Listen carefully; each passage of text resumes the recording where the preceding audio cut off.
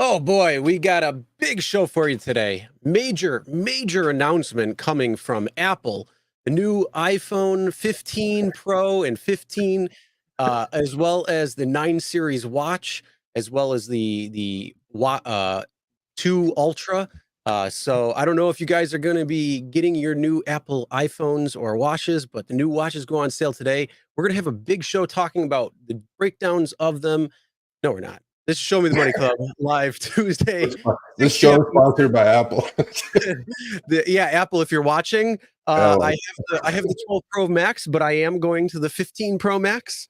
I usually do 3 years in order, so this is the 3rd year. So That's the only thing that I don't agree with, Chris. That's the only thing I don't agree with you. You're an Apple guy. I'm an Android guy. So that's it. Yeah. Well, we got a good show for you today. Unfortunately, we're not streaming on Facebook. For some reason, they're having some issues with the streams. So if you were looking on Facebook or want to go on there, apologies, we're not there. But you can hang out with us on YouTube. You can also check us on LinkedIn and Twitter and Rumble. Not only that, we also take this show and we make it into the audio podcast available on all major podcasting platforms. So make sure you're following us somewhere. But we have a huge show for you today. Nonetheless, there was an announcement from Lyft. It probably is definitely much smaller of an announcement than something like Apple, which was generating millions of views all at once versus Lyft. But still, it's an announcement we're going to cover. But let's talk about what we got going on today first. So we do have our guest Lenny Sanchez of the Independent Drivers Guild chapter of Chicago. He's going to be coming on in just a couple of moments. And he's going to be talking to us about what's going on in Chicago, the ordinance, all that good stuff. So we're going to bring him on. Then we're going to be talking about UberX Shared, Comfort, and X are all going to be under one preference tab now. What's that going to mean? What's that going to look like? So we're going to go through that. Then we're going to be talking about how Lyft is saying that the wait time clock is going to start after 30 seconds. Pretty interesting there when it comes to wait time. Then the announcement that Lyft made earlier today is they're going to offer Women Plus Connect, as well as ADT announcement that they had when it came to that. So we're going to talk about both those. And then is Uber adding more gig work choices to its app, Chores? That's what they're calling it. That was the code that they found, something similar to TaskRabbit. So we're going to be discussing that a little bit. Then we're going to be talking about how Uber and Lyft are going in opposite directions when it comes to buying and selling their stocks. What's going on there? Also, the title of today's show, even the Uber CEO says the company sucks and the way it treats its drivers. So we got a lot of things to say with that. And before we even get going, this is an invite for Dara. Come on the show. We already have your competitor, David Risher, coming on in 2 weeks. So, the floor and our platform is open for you to come on. And maybe we can build a bridge on making it better for drivers so you don't have to say that Uber sucks when it comes to drivers and the way they treat drivers. We got that. Then cancellation frustrations are hitting an all-time high on Lyft. So that is definitely something that we're going to be talking about when Mr. Risher is coming on. We're going to end, of course, with our funnies and what's going on there. So we do have a great show lined up for you. We do appreciate everybody who's coming in, hanging out. And we also want to thank today's sponsor. So today's sponsor is Mymo. And if you're like me and you and Sergio and many of the other drivers out there, you have more than one app that you are making money on, and you want to make sure that trying to track that money, you stay on top of it because you want to know how much you've made. You want to know if you hit your goals for that day, for that week, for the month, whatever it might be. And of course, you want to know what's going on with your taxes because how much money can you spend versus how much money do you have to save for the tax man? And this is where Mymo steps in. So if you're looking to level up your financial game, let me introduce you to Mymo, which is your financial companion. Mymo is the mobile app designed for the self-employed workers like you, and it brings all your income sources together and effortlessly tracks all your earnings across all your gigs. So Uber, Lyft, DoorDash, Postmates, no, not Postmates. I keep saying that. That's in my head because I continued saying that. But you know what I mean. All these different apps you can combine together into one app in Mymo, so you can actually see how much you're making per day, per week, and per month across all of the platforms.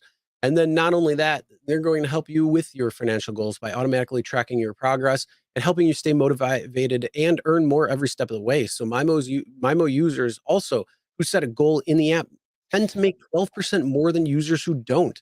And this is a backed up statistic from Mymo. So that's pretty good there. If you want to make some more money, you set a financial goal. And there you go, which means you can get to your goals faster. And when it comes to taxes, Mymo's got you covered with free tax estimates as you earn. So you always know what you owe, which will save you some serious money on expensive accountant fees. You can even get important answers to tax questions that you may have for free instantly with their built-in AI accountant. And if you click the link in the description below, you can download the app and it is free. So it's a way where you can track your income, again, set your financial goals, and also prepare for taxes by seeing how much you're going to have to use or how much you're going to have to save for taxes.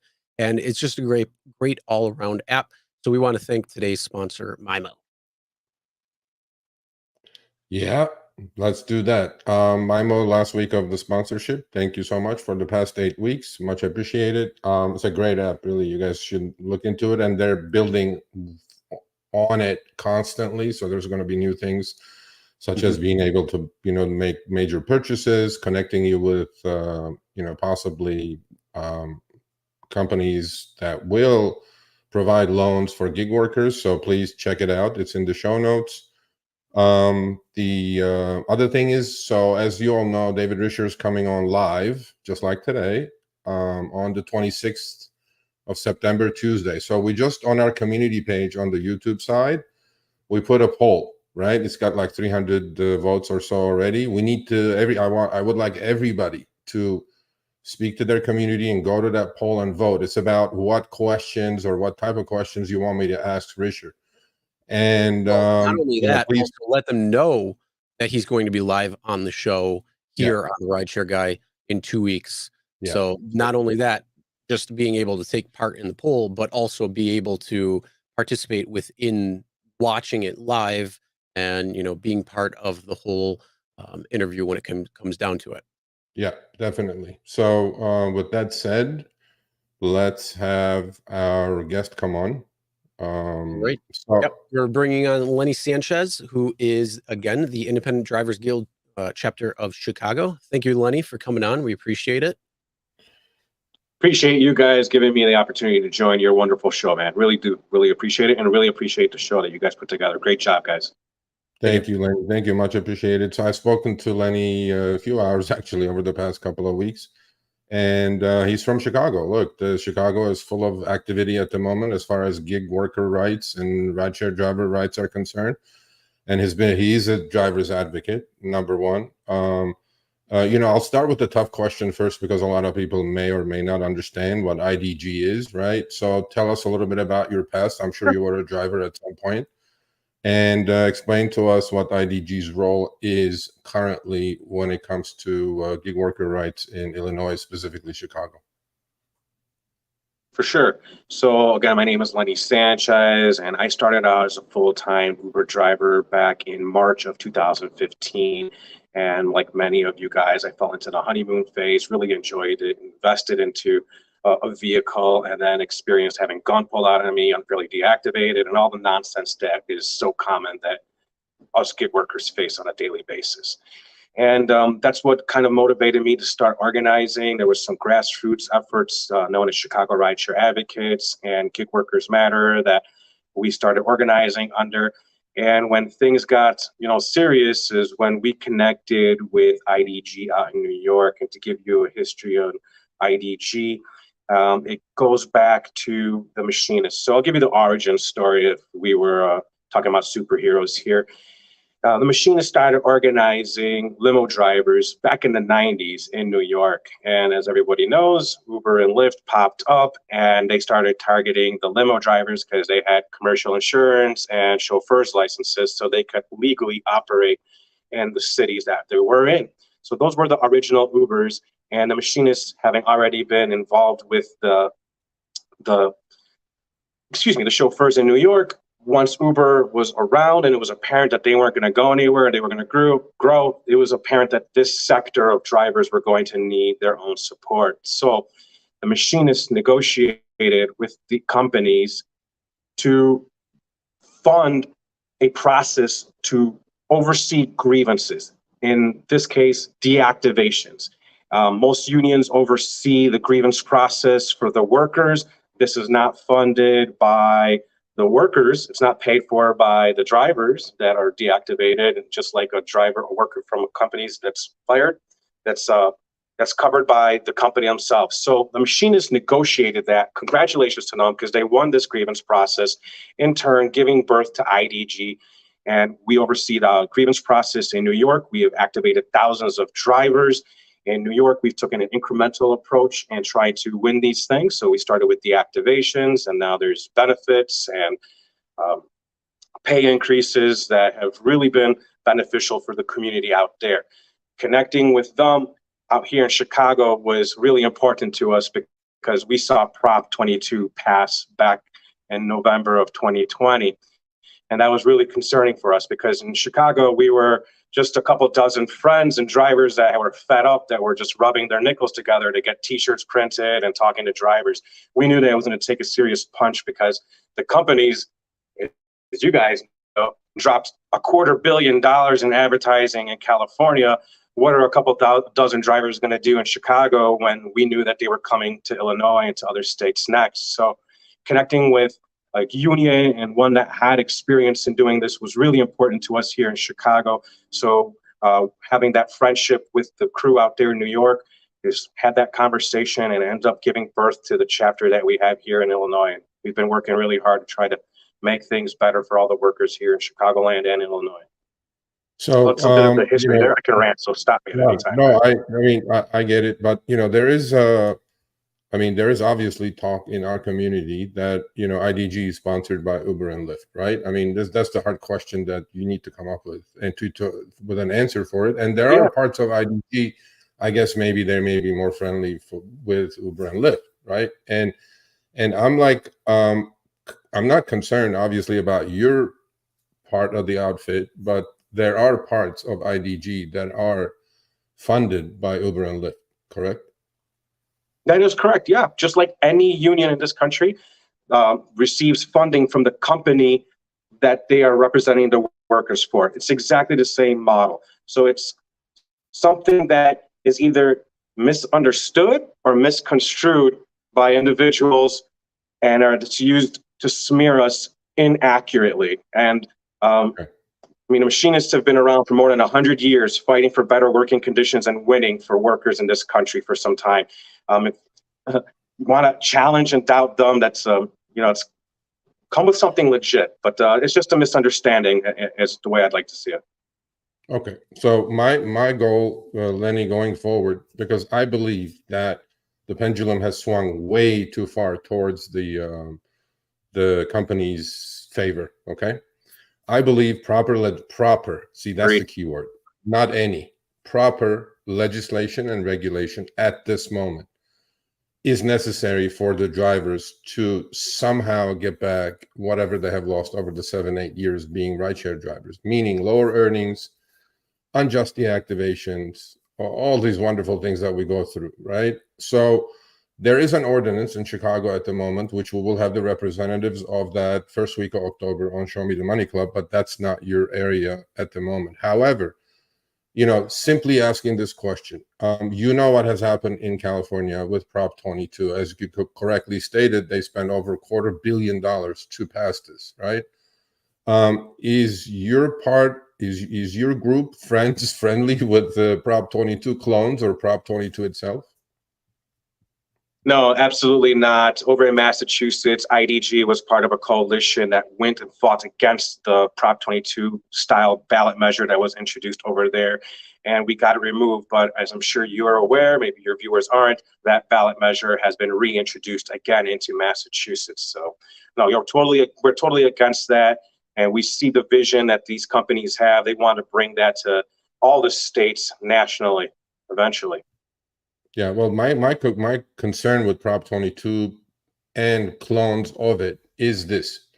With the existing upfront fares model, the algorithms now are going to be set to pay whatever the minimum is to drivers. That's what's going to happen. And that's my biggest concern when it comes to Prop 22 clones, because that's what I'm seeing in California. The algorithms are basically shaving enough off of base rates to bring people's hourlies down to $19 to $23, which is Prop 22. And one thing that I have to mention with all this Prop 22, as Lenny knows, and the clones, these propositions or laws are not funded by these companies. It's funded by the consumer.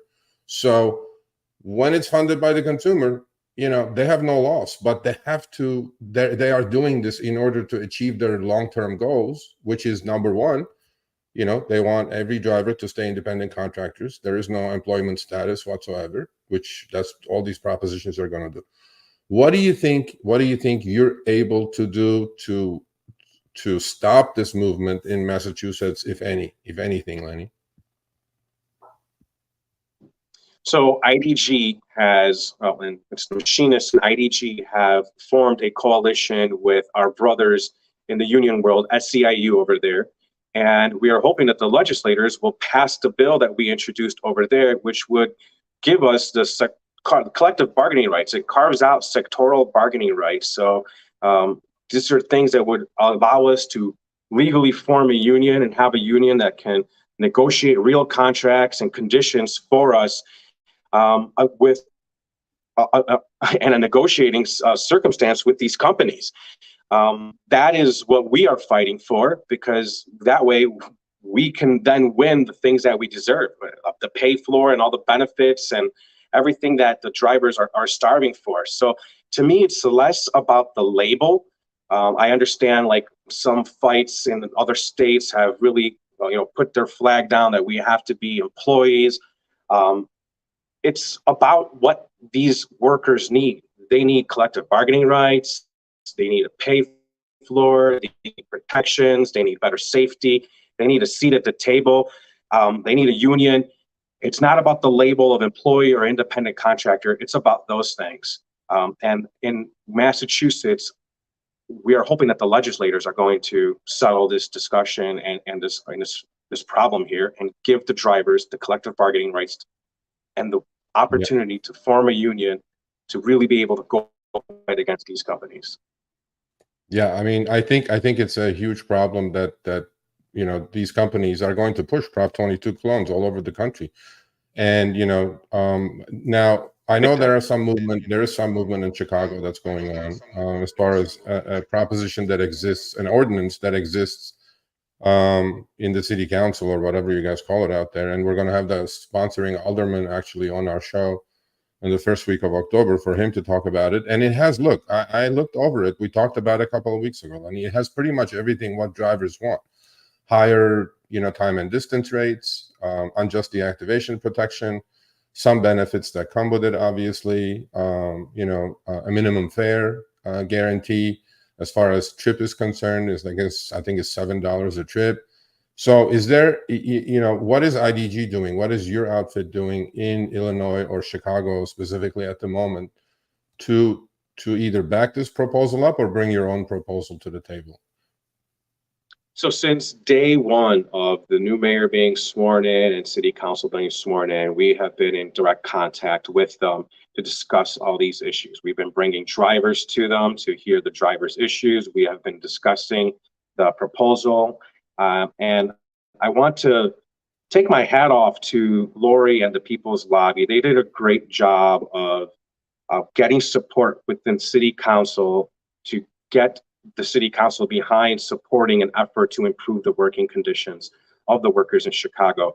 Unfortunately, the proposal that was put together has not advanced forward. So at this current moment, the way that it is written is not the one that we are going to have here in the near future. We're hoping that even later this week, by Thursday, to see if city council will have the final version or most recent version prepared and introduce it to city council. We're yet to see that. But once that is put forward, I will, and anyone else would be able to give a more obviously form and model response to that. We got some more forms to that because I don't know. I can only assume what some of it might be. But what I do know is that there's great intentions to increase the pay and stop unfair deactivations, fight unfair deactivations, and to give benefits and so many other things that the workers in Chicago desperately need. So any effort that does that, we are 100% behind. But we want to make sure that the effort is one that is truly one that's passable within City Council, and that if it passes, is not going to have any unwanted consequences that may be detrimental to the workers. We want this to be beneficial to them. So until we see a final version of what this thing is going to look like, I reserve my final, opinion on it, but I'm holding out a lot of hope because in our discussions with City Council members here, they are extremely motivated. The chair of the workforce committee out here, Alderman Michael Rodriguez, is a great ally to the workforce out here in Chicago. So I'm very much looking forward to what they're going to present here in the next couple of days and see where it goes. I don't believe it's going to go up for vote here in September just because of the temperature check and how things are. The city has some challenges here for anyone local in Chicago. The city is always negotiating the last couple of months, the last couple of sessions is the budget. And the budget overtakes just about everything else. But I believe that the city council is so motivated to try to address this issue that they may try to not only introduce this thing next month or this month, but try and make this good happen and make it reality. So I'm crossing my fingers with a lot of hope here from what we've heard from City Council that the final proposal here will be a good one, and we'll sign off on it as an organization, and we'll do anything and everything it takes to get it passed. Whether that's rallies or tens of thousands of signatures, whatever's clever, bro. Yeah, I mean, we have a huge crowd in Chicago. Obviously, we keep them posted with what's going on, and then there's one thing that actually, we have a few more minutes here. I wanted to make clear to whoever's watching this now and later is that, we do our surveys at the Rideshare Guide constantly, and unequivocally 80% of the driver community would like to stay independent contractors as opposed to be wearing an Uber hat and a Lyft shirt, period. This is what people say. I mean, I'm just a messenger, so don't shoot me, because I'm just telling you what the research is telling me, meaning people want to stay independent contractors. So in order for that to, for us to be able to bring Uber and Lyft to the table, we have to give up something to receive something. It's not going to be that it's hell or high water. We want everything. We want to be employees, and we also want to keep our independent contractor status. It just doesn't work. And that's not me saying that. I personally don't think we're independent contractors. Do you think we're independent contractors, Lenny, the way we are at the moment? No, unfortunately, we're not true independent contractors. No.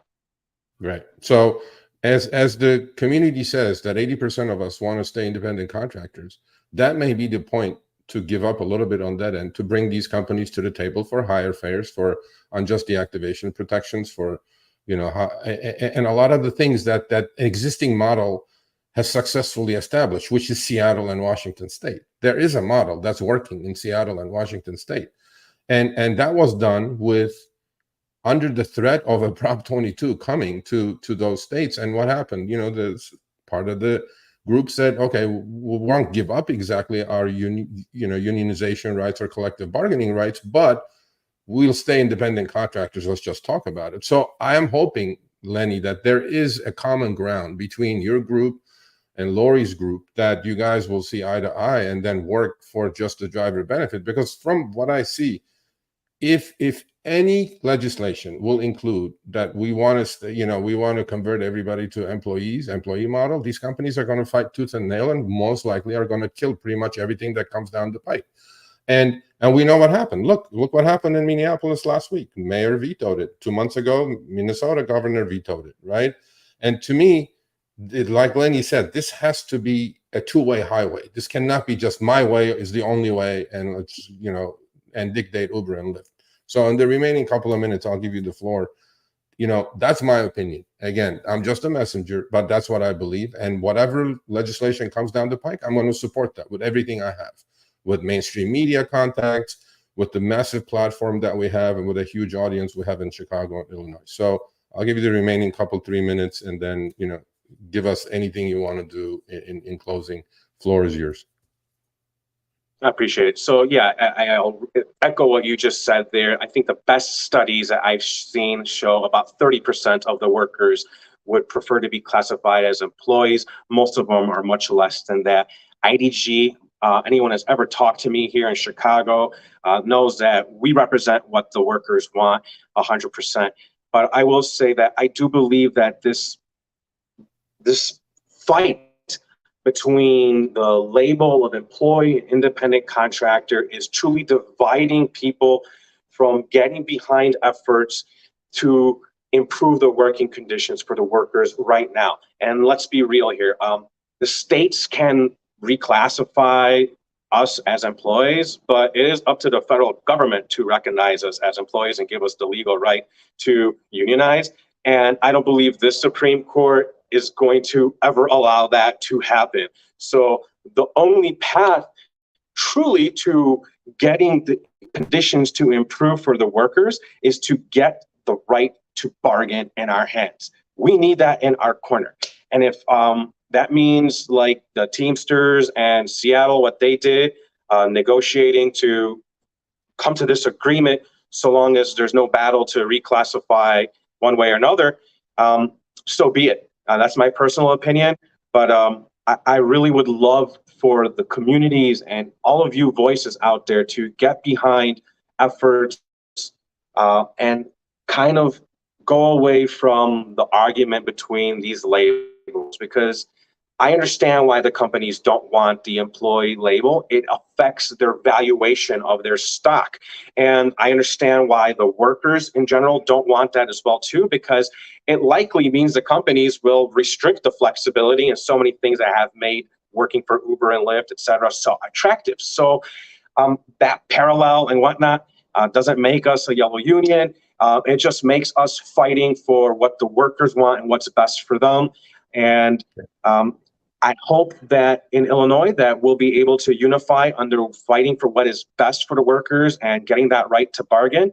I believe that at the root of it all, that's what we'll come down to, because when you see things clearly, the path to trying to take the employee thing and really sticking your flag down, it has to be employee or nothing, is the wrong path to take, because there's no winning path with that. Not with the current structure that this government has on the state or federal level, with who's in power. It's just not going to happen. So let's take a realistic approach here. Let's get collective bargaining rights into the driver's hands. I recommend every single person that's on here sign up for IDG. It's absolutely free. If you go to drivingguild.org, you go to our website, it is free to sign up. You can select what state you're in. If you sign up, you'll get emails and notifications of everything that we're doing. We're constantly holding different workshops for support, trauma, just like Rideshare 101, for deactivated driver workshops. We're always canvassing at O'Hare and at other locations, so you can always meet us. We got an office, and our door is really open. We have brought tons of drivers to meet with senators and Congress and all different types of elected officials here in Chicago. We are really, truly collecting the voices of the workers out here and putting that in front of all of these people. Yeah, I mean, I think you summed it up really well. I think, you know, united we stand, and we have a better chance of doing it. And we have to give stuff to receive stuff, because I nobody's going to give you anything for free. And as you said, if these companies, you know, if we all became employees, look, this is simple. They own the apps. They're going to put schedules on everybody. And when they say you're going to lose your flexibility and freedom, there's a point to what they're saying. They're going to make you work. If you're an employee, you cannot decline trips. You cannot, you know, you're just going to just accept everything. It would be a totally different game. Yes, you know, exactly. And, you know, and look, they have done it in New York City. I mean, when it first started, and then, you know, it's relaxed a little bit now, but look, they own the apps. They can do whatever the heck they want. They may only allow people on the apps to work that have 90% acceptance rates, unlike me, which I'm at 9% acceptance rate. So yeah. I'm thankful that you came up and you know, showed up and explained to our audience where you stand and where IDG stands. Like Lenny said, please go sign up, or at least read what they're all about. Educate yourselves and make your own decision. But you know, when you need our help, please give us a holler, and we're here to support anything and everything that is about the advocacy for the gig workers. So Lenny, thank you so much for coming on, man. Peace and love, brothers. Appreciate it very much, guys. Thank you. Take care. We'll keep in touch, okay? Have a good day. All right, so that was Lenny. Appreciate him coming on and sharing what's going on there with IDG as well as Chicago itself. Some interesting things going on in Chicago when it comes down to it. Sergio, what's up? You're shaking your I head. know we're gonna have Lori and her group, which is which the ordinance that we talked about a couple of weeks ago, right? Yep. And the alderman, who's the sponsor of the bill, and is going to be with Lori Simmons, and we're going to hear their side of the story. But I think the similarities are so much between her group and IDG. The only thing they don't agree on, they want to, they want employment rights versus IDG saying, we want to stay independent contractors. I think there should be a common ground, and that common ground should be for the rights of all gig workers. And I don't think you can negotiate, Chris, with these companies by saying it's my way or the highway. I don't think you can. So, but time will tell. We'll keep everybody posted. I think it's a really, really important fight that they're putting up in Chicago after a bunch of defeats. Look, last year, Stephanie Vihill's bill got defeated in Denver and Colorado. Now, city of Minneapolis. These are all 3 steps forward, 2 steps backward, and this is this is just the battle. You're losing the battles, but the war goes on, and now the big one is in Chicago and hopefully Illinois. So we'll keep you posted. But this is what I'm going to push for. I mean, we need proper legislation and regulation. And and if they're going to leave, they leave. Rides is in there, right? Steve Wright was on last week, so hopefully. So there are other options. Yeah, there are other options. Play their game all they want. I'd like to see it. I'd like to see them try and pull out, and then Rides just come in and be like, okay, go ahead. Yep. I agree. But here's one of the things that we can do. We could talk about is the hustle, the grind, the gear, the gig with it. Gig with it, baby. So today we're gonna give up a hat for everybody in the chat. Put gig with it, hashtag gig with it, and then we'll do a drawing after the next segment. Gig with it is a company or a merchandise company that I'm affiliated with. I wear their merchandise obviously everywhere I go. First of all, it's super comfortable, really great materials. You can wash them to death and nothing will happen. But the more important part is this is part of giving back to the community. Where for each item that is sold, $1 from me and $1 from the company is going to go in a fund that will benefit gig workers who have been hurt or killed in the line of work that they do, which is dangerous at the moment, from carjackings to murders. We hear it all the time. So giving back to the community, everything is done in the US. And, please go check out the website, gigwithit.com. Lastly, if you guys use my code, which is SERGIO, which is my name, you get an extra 15% off your purchase, which is already on sale for 20% to 25%. Everything is on sale on the site. But today we're giving up a hat. It's a cool hat. It's a distressed hat I'm wearing today. So it kind of looks a little frazzled, but it's distressed. I was told it's distressed. Steve says he'll trade you for a Rides hat. Yeah, that's like he'll trade you. Yeah. And by the way, this t-shirt is available. Hustle part of it is in green.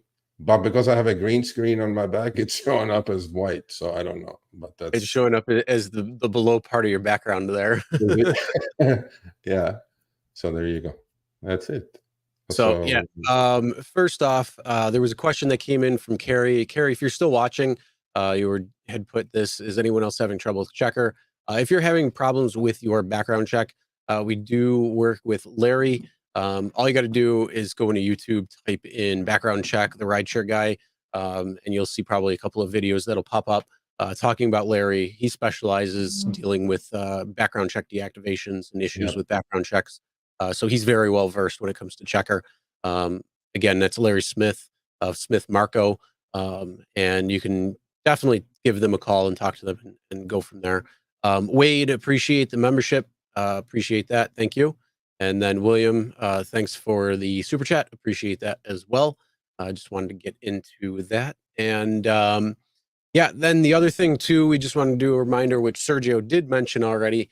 David Risher is coming on in 2 weeks. So he's going to be live. We're looking at I believe 30 to 45 minutes of a live. So it's going to take up a good chunk of the show. We're excited about that. We're going to be able to get a lot of topics in. lot of conversation.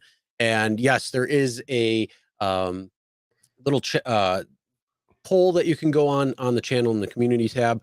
Go in there, check it out. If you have something a little bit more specific versus the generalization, you can always throw it in the comments.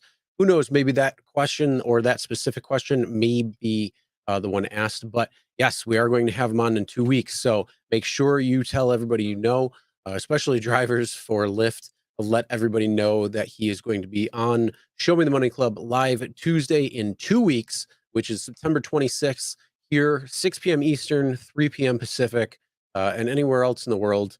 You'll just have to do the time comparison between Eastern Standard Time or Pacific Standard Time. Hopefully, Chris, we don't piss him off enough that he takes off after 30 minutes and he stays on maybe for the whole show. I don't know, right? That'd be cool. But look, man, there are issues that we need to talk about. I mean, look, issues are issues, and I'm not going to shy about, pissing a CEO off, but I don't think he should get pissed off. I think he should look at this as, the voice of the community is telling me something, and maybe I should listen. And there was a tweet that he put out a few weeks ago that, if you're watching Mr. Risher, I still remember the tweet, which was, he said, look, I did like 10, 20 trips, and this is what it was. And I said, what was your hourly, right? I said, what were your earnings? And, because they said $35 per active hour, remember? Nationally, everybody was making $35 an active hour. So I just wanted to compare. And he said, Sergio, I'm not out here for the earnings. I'm out here for the learnings. I thought that was a great quote, okay? And I'm going to remind him of that. I go, you're here to learn because you're new. You're only 3 months. I have 7 years of seniority on top of you. You know what I'm saying? I think he's going to learn. I think it's going to be a great conversation, and hopefully he'll stay longer than half hour to 45 minutes. So we'll see. Well, not only that, I'm hoping that it'll be multiple conversations. So it won't just be coming on the live, but it'll be beyond that, going, even further, multiple conversations, whether it's something where we can get them on, every 6 months or, at least once a year or whatever it might be, even quarterly or something. But where we can have the conversation where, hey, look, these are the issues that drivers are facing. This is what's going on. What are you doing or what are you looking at to try to help that? I believe something like that can really help just the drivers overall, proceed forward instead of, again, 3 steps back when it comes to some of these legislations that we've been seeing. Yeah. So, it should be a good one. Anyway, let's get going. Right, let's get going. Let's see who's going to win our Gig With It challenge. Hashtag Gig With It. Give me 1 second. Yeah, all you have to do is email me your physical address to sergio@therideshareguy.com, because we'll have to ship the damn thing to you. Free shipping, by the way, on the website as well. Denise Smith. Congratulations. I like it. It says Chicago Rides. There you go. Oh, look at that. Yeah, two birds with one stone, Chris, right there. Yep. Yeah. Okay, well, Denise. Smith, congratulations on the win. So Denise gets the hat. Email me, sergio@therideshareguy.com, your physical address, please. Okay, so let's go. All right. So our first segment that we're really going to be talking about is, why is Uber combining X, shared, and comfort all in one preference? Why can't you filter on and off the particular rides that you do or don't want to take? And so, yeah, that's what's happening now. Yeah. So this is from my app. We're going to, on the subject, let's go like 5 minutes, Chris, 5-6 minutes. It'll make better videos later. This is from my app. On the next screenshot, you guys will see Sergio. It will say Sergio, I think. Yeah, well, it says right here. What am I saying? It says, hi, Sergio. Hey, Uber. So, and then I have a screenshot with my preference screen. Okay, so if you can put that up, and then we'll go back and come back to this, Chris. There it is. Okay, so I have a comfort car, or I can do comfort. I'm approved for comfort as well. Comfort eligible. There you go. That was the word I was looking for. So as you guys can see, this is my preference tabs. UberX and UberX Shared were 2 separate tabs. Okay. Now they commingled UberX and UberX Share, and comfort is in there, but it's not even showing, because I do get quite a few comfort rides in LA, actually. which is only pays about 10% more. But we put up this crazy popular video last week from our show a week ago. And you know, I guess people are pissed that they're changing the list, Chris, of the cars eligible to do comfort. And they're just like 2019, 20 cars, 2020 cars are getting kicked off. And now it's under all one umbrella, UberX Shared, UberX, and Comfort. So look, you guys, I'm sure have seen this in your apps. I'm sure they commingled it everywhere in the country, not just for California or LA. If you do have the choice to opt out, obviously you can opt out. But now you have to be really careful, people, in those 10 seconds you have.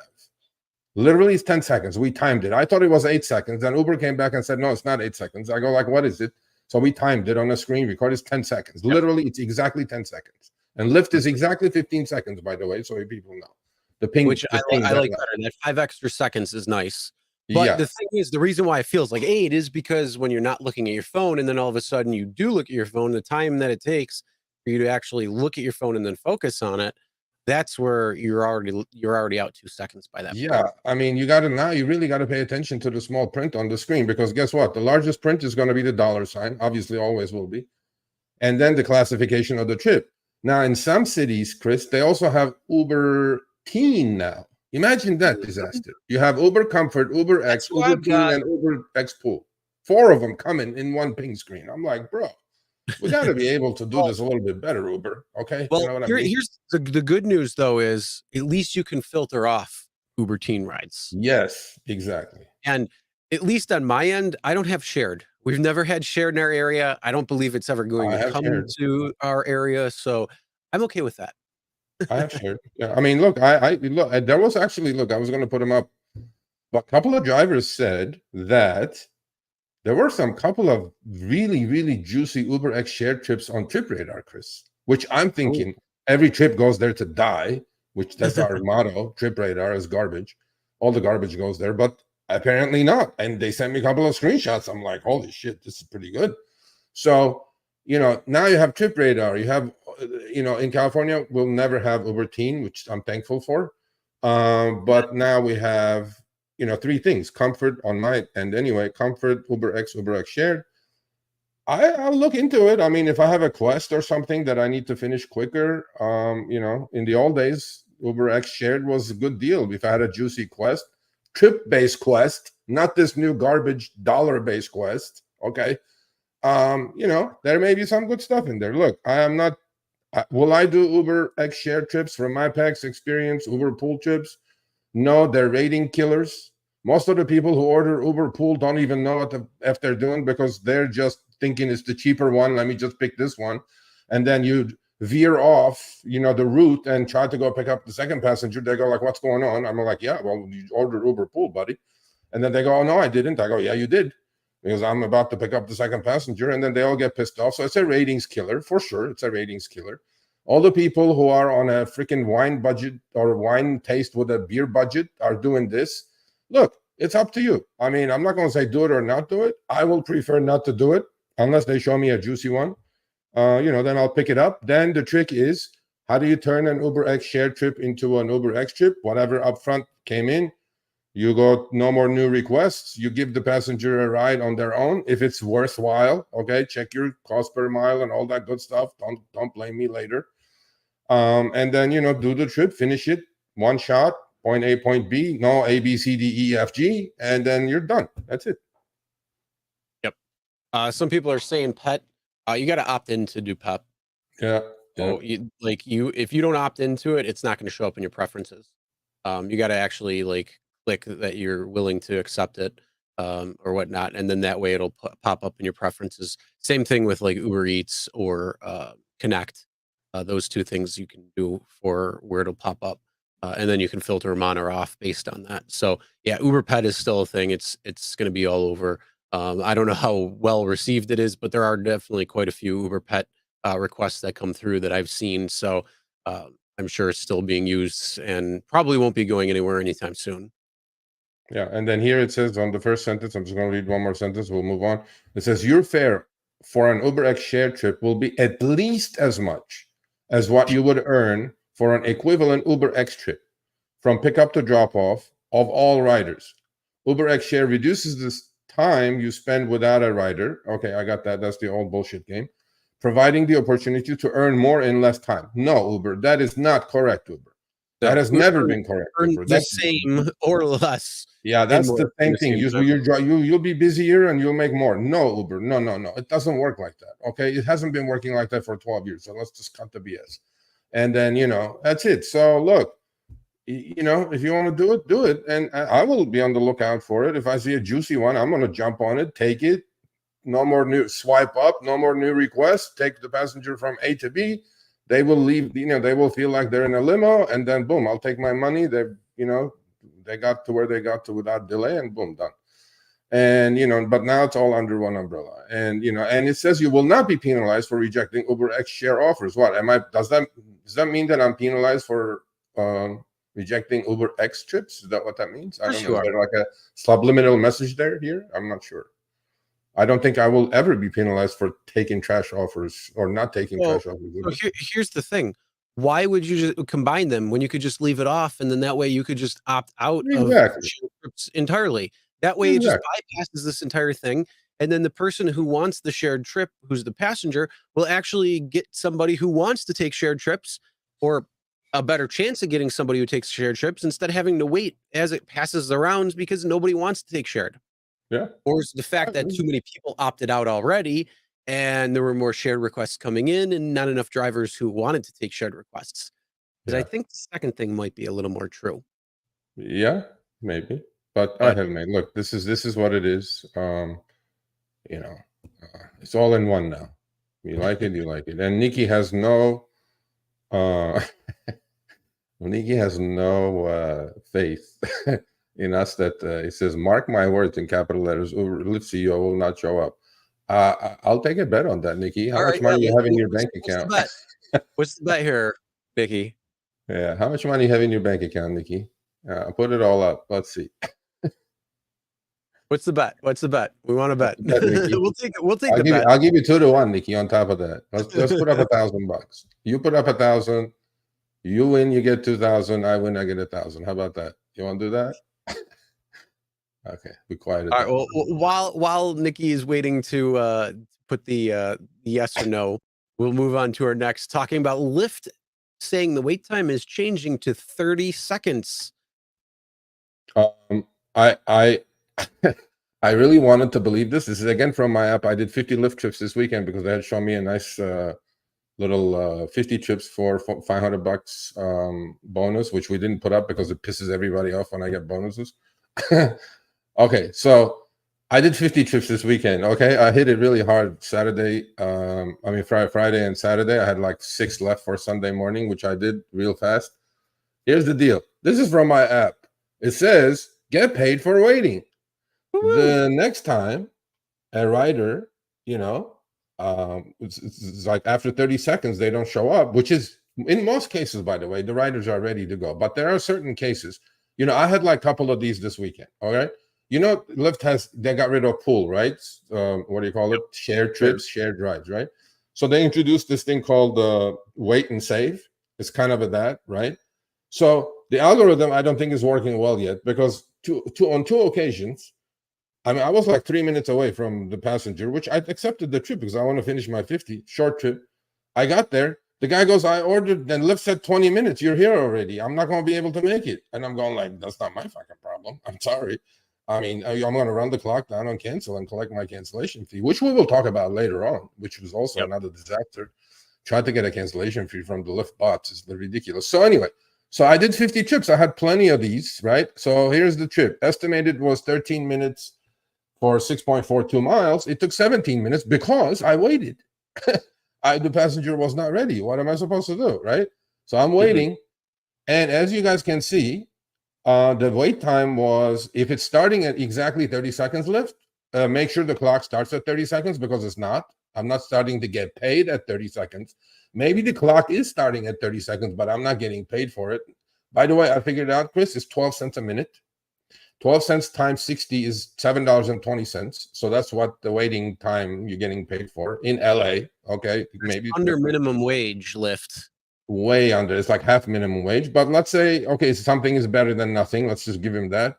So the upfront fare on this trip came in at 708, and it went up to 714 because on the middle screenshots, you guys will see it says wait time payment 52 seconds. Well, hold on a second. My math, Chris, on this says estimate was 13, actual was 17. I know I waited definitely more than 30 seconds on this trip. I know I think this passenger walked in like with a minute to go. But why did I only get paid for 52 seconds? See what I'm saying? So, Lyft, I know you're watching this. This clock of your 30 seconds is not accurate. Or you know, you're like, yeah. You didn't get paid for on that one. Yeah, I got shaved. I got shaved at least 3 minutes times 12 cents, 36 cents. So I know you're watching Lyft today. So all I'm saying to you is that, look, I appreciate the clock starting at 30 seconds. No problem. I love it. I think it's a wonderful idea. It's better than the 2 minutes that we had before. However, the clock in your algo is not starting at 30 seconds because I got paid only like for 52 second of wait time. And on the trip on the right, same thing. On this one, I didn't even get paid, right? Upfront is 527, and the final upfront is 527. Well, where is it? 14 minutes, 18 minutes, 4 minutes. I waited. Where's my wait fee? Now, will I go get into the Lyft AI bot to get my 48 cents out of them? Hell no. It's just not worth it. I don't want to get high blood pressure or cancer. It ain't worth it for 12 cents. Yeah, well, but that look, that 48 cents went somewhere, Chris. You know what I mean? Yeah, you know how we figure out numbers, right? Yeah, where to go? Lyft's little where book. they go?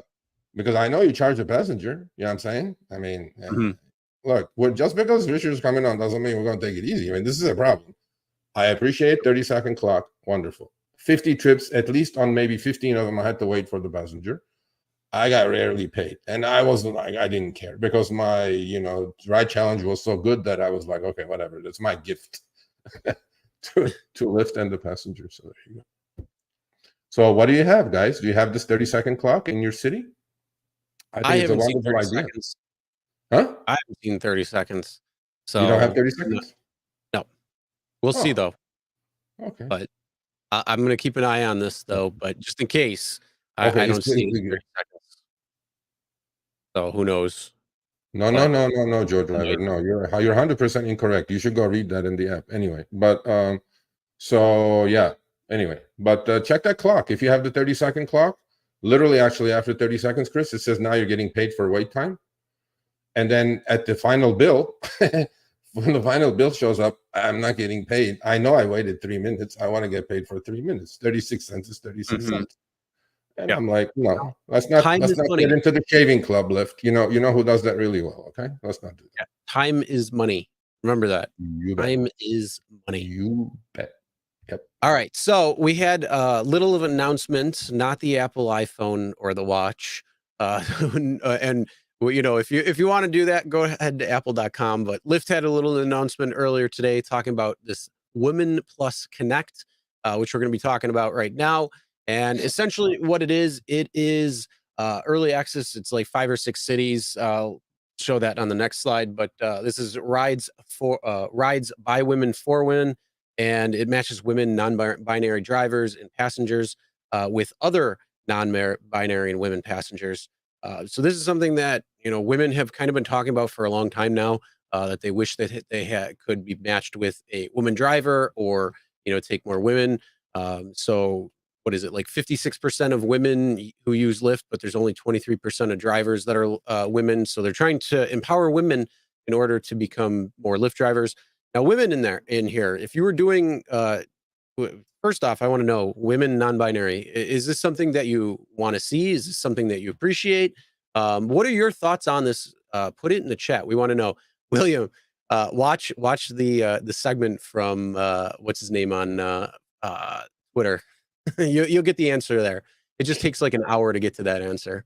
But either way, check that out.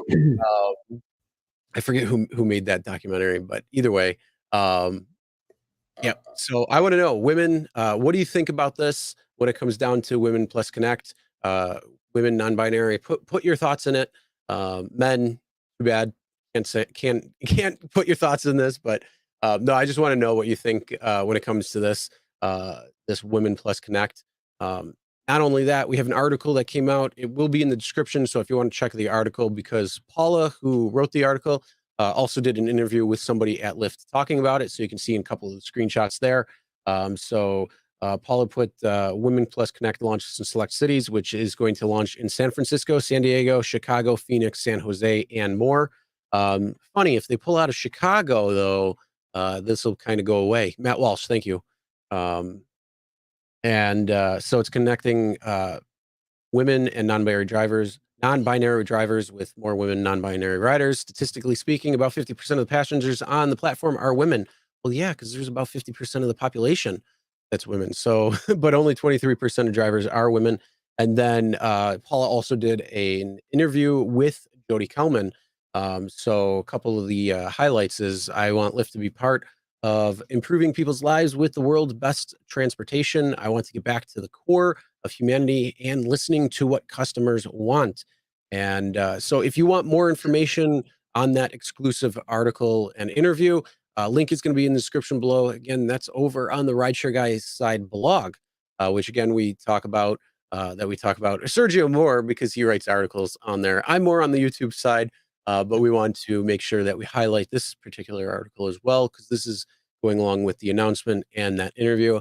Not only that, they also announced that they're partnering with a new feature with ADT, and that is where they're going to improve the driver experience regarding safety. So the beta feature will allow ADT and Lyft piloting drivers where they can connect via a live one-way video call chat with an ADT agent. So if there's any issues or anything, they can kind of see what's going on. So they have more context about the situation, provide help with the situation, dispatch emergency help, police, fire department, and medical. Yeah, I you know what? I think so okay. So 50% of drivers, 50% of riders on the platform are female. Okay. And Lyft says 20% of drivers or 23% of drivers on the platform are female. Now, I'm pretty sure that number will collapse at drunk hours, because I'm not sure how many women are ballsy enough, and I don't blame them at all, to be out there at bar closed, which is where the money is at. However, from the passenger's perspective, Chris, I think this is an amazing idea. Okay. Just for the fact that if I'm female and I've had a few drinks, look, all the bad shit happens by those drunk hours. And, we hear it. I mean, look, there are bad apples in the community as well as 99.9% of the drivers are great. But, there are drivers who have bad intentions, or women get in the car without even checking the license plate, all this good stuff, right? Now, that could still happen, obviously. But I think if I'm female and I had a few drinks, I would like to get picked up by a female driver, period. No ifs and buts about it. However, I wonder what that 23% looks like, Chris, at drunk hours. Probably like 10%, right? Or maybe even less. I would have to probably agree with you there. I would think that it would drop a substantial amount, just because, women drivers probably don't want to be hit on by drunk guys and passengers like that, and, the issues that can arise. A guy versus a woman, men are much stronger when it comes to situations. Females may not want to be put into situations like that, so they might just avoid driving. But again, that's not necessarily the case. There could be quite a few drivers who are driving at night that are women. But I'd agree. I'd probably say it's definitely dropped quite a bit. I'd love to know what the actual statistic is, because they could pull that statistic. They know that. They know the numbers. 23%, but I'd like to know what it would be just in general.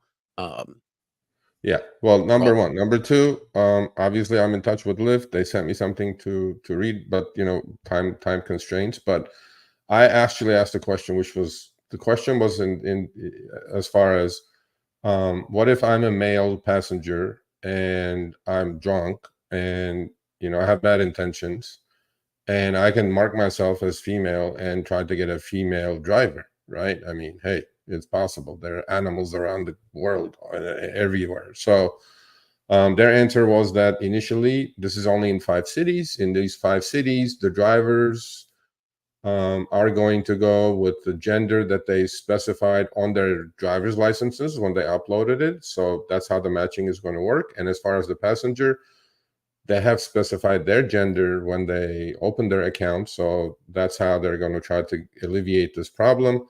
The other thing is that though Lyft is giving the driver and the passenger enough time to change their gender if they feel like it's the right thing to do, and if they've gone through the trouble of changing their gender, they can go in the app and do it. Overall, I think it's a good idea. Let's see, you know, this is the first time that they're leading in an idea. I'll bet you Uber will copy this probably in a couple of months, if not less. I always thought that was, I always, what you know, Uber will do if they're going to do it, I think they're going to do it. They're going to wait and see what happens. So they're going to wait and see if there's any issues that arise, if there's any lawsuits that could potentially arise, anything like that. Because it'll be interesting to see, though. Yeah, I think it's a good. I mean, first of all, it's for safety reasons. I think it's a good idea, except that the supply demand, you know, is not there to you know, take care of this properly, right? I think it's unsafe because if someone wants to prey on female, yeah. So I asked that to Lyft, and you know, they came up with some sort of an answer, but you know, we have to dig deep into that because this was just announced this morning, and we had an embargo on it until this morning, until Lyft announced it. We knew about it a few days ago. You know, so yeah, the supply demand picture is not there to really take care of all 50% of the you know, female passenger base, obviously. And I mean, look, you know, we have to call it the way we see it here. What if men say now this is discrimination? I mean, there will be men who say, you know, how come? You know, I want to be matched with a male driver all the time. I don't know. They could do it. You know, it's the US. You know, I'm sure some legal stuff will happen behind this, but the idea, I think, is great. So that's it. Yeah. I'll give you that too. The idea is good. I think though that the execution could be a whole nother story. So that's what I gotta say there. William, thank you. Appreciate the super chat. Will this create surge? Good. Probably not. I don't know though. But the whole thing is though, if there's no women drivers in the area and you're a passenger looking for it, or if you're a woman driver trying to drive around, you still can get men. So it's you know, it's probably going to you know, fare a little bit, but we'll see what ends up happening overall when it comes down to it. So yeah, if you live in one of these cities, if you're a woman, you know, if you're using it as a passenger, you know, let us know your experiences, what's going on. If you hear any stories or anything, can point us with the news. Let us know as well too. We definitely want to know what's going on with that. Yep. All right. Anything more to say with Women Plus Connect? No. I think it's a good idea overall. I don't think they have the supply to you know, cover the demand. So that's it. Although, look, okay, actually, last thing, I did speak to somebody, you know, about this. They said it may actually encourage more women drivers to come on the platform. Well, time will tell, you know. So. Well, I think, William, that will answer if this is going to create surge. It might not, because if there's more women on the platform, that means there's more drivers on the platform, and that means there's less rides going around. So it could bring down the surge. Yeah. Look, they want to get rid of surge anyway, which we're going to talk about, you know, with Richard at some point. But, you know, we'll see. We'll see how it goes. Time will tell. I think it's a good idea overall. You know, let's give it some time to digest it, and we'll talk about it again soon. All right, so let's move on. Let's talk about Uber and what they're looking at doing. Somebody found some code. They like going through the code and found something that could include a new chore option, which is going to be something similar to TaskRabbit. So if you don't know what TaskRabbit is, basically it's essentially a place where people who need things done and people who are willing to go and do things, whether that's like putting a treadmill together, moving things, whether that is you know, shoveling snow in the winter, or, you know, taking down a tree, doing different chores and doing different things. Basically, that's what it is. If you have a task at hand that you need, you could potentially hire somebody who is on TaskRabbit to come in and do that job for you. So this is looking like Uber trying to look at doing something similar with something called Chore, or at least that's what it was found when it came to them going through the code.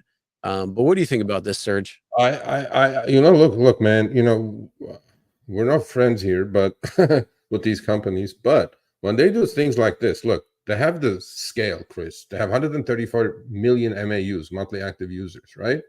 Those are the customers. They have 5 million drivers, okay? They have Uber Connect already, which is for packages, Uber Eats for food, right? And then they introduced, advertising now, which is going to grow exponentially on the platform because of the scale that they have. And it just makes sense to me. Unlike Uber Teen, this makes complete sense to me. I mean, if you're on the Uber platform as a driver, you literally don't have to get off that app at all, right? You can do morning ride share, then deliveries, then food delivery, then ride share again, delivery, then fix some shit at somebody's house. Look, it all's going to depend obviously on the pay. What I want to know is how the F did Bloomberg get a snippet of a code of the Uber's code? I'm like, can I see this snippet of the Uber code when it comes to chat support? Because that part needs to get fixed immediately, and the part with upfront fares, that needs to get fixed also. So, well, you know what? Here's the thing. I think that they're at the point where they're like, well, we can't really grow too much more, or there's going to be a limited growth opportunity.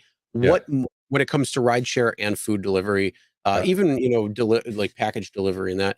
So they're probably going to be like in the boardroom saying, okay, what could we potentially expand into? What's another service that we could expand into? And somebody probably said, hey, there's these Chores and TaskRabbit. Pretty soon we're going to see Pet Walker available, which oddly enough, I made a parody video on my other channel years ago talking about that, Pet Walker and a couple other things. But, we could see something like that coming to fruition over the next few years, because again, they're probably looking, well, if we can't really expand more in rideshare or food delivery, where can we go? And this is just what it seems like is the natural course. Then they're probably going to look at rolling out something else. So honestly, I think it's a good idea on paper, but I hope it follows the TaskRabbit approach when it comes to pay, when it comes to the jobs, because I don't want to see something that pops up on my app that says Uber Chore, and then they give me $7.15 to go move a treadmill from the garage upstairs and put it together, because there's no effing way that I would do something like that. So if they're going to be the ones who are going to put the pricing together, I don't think this is going to be a good idea. I agree on that 100%. If they allow the driver or the chorer, whatever they're going to call them, if they're going to allow that person to kind of set their rate and kind of work at figuring that out, I think that's going to be a much better approach. So Uber, if you're watching, that first one's free. The next ones you're going to owe me. You're going to owe both of us too. But Uber, this is the deal. What does Dara, Mr. Dara Khosrowshahi say all the time? They want to be the super app, right? Super app, bro. Okay, what does that mean? Deliver anything and everything anytime you want. Take you to the airports, take you to work, take you to school now with Uber Teen. Then you have the advertising part going. Now you have Uber Boat in Greece, right? This is like a super app. It's like all in one kind of a thing. And then now this is the natural progression of this. Here it goes. However, it's possible that the tasks could resemble those advertised in TaskRabbit and Angie's List, which we know where they are, which allow users to hire local workers for things like landscaping, moving services, junk removal, home cleaning, and more. Okay, so this is a natural progression. They have the scale, they have the consumer, more revenue to their bottom line. I mean, look, these are all things that companies to squeeze more growth out of their existing consumer base, and that's what they're doing. And it's through the app. Might as well do it. So, well, not only that, I think for the drivers out there who are driving Uber or Lyft, maybe they try this Uber Chore and say, hey, this is actually a pretty good thing. Maybe I'll sign up for TaskRabbit. Maybe I'll sign up for, a couple of these other service apps like that. And then that way it just expands your ability to go out there and make some money. So you can, start the day with a task, or you can, start the day with a catering order, whatever it might be, however you want to do it. There's so many different options now at that point. And the whole thing is, we always say, go where the money is, because you should be at the highest paying job, or, your time is your money. And you got to go where it's going to cost you the most amount of money, or where you're going to get the most amount of money. It's going to more tools in your toolbox, bro. More tools in your toolbox. That's it. You don't have to use it. You don't have to be mad about it. If they don't pay enough, you go like, okay, screw it. I don't want it. Let's just move on. That's it. I mean, you guys got to take this a little bit lightheartedly. Yeah, I'm loving curry. I'm loving curry, Chris. I love curry. Yeah, curry's good. But Nikki just said, Nikki, we're still waiting though. Are you going to take? He or she. He's $5 is the bet. Oh well, either way, TaskRabbit is a good gig. Yeah, it is. I mean, you can definitely find if you enjoy doing certain gigs or anything like that. It's a great app. There's other ones out there. Nikki, come on, Nikki. You can bet more than that. I want to make some money. Uber escorts. I did another parody. I've done a whole bunch of those. Yeah. I mean, literally for rides, but all right. Oh no. Oh, you mean that? Oh no. Come on.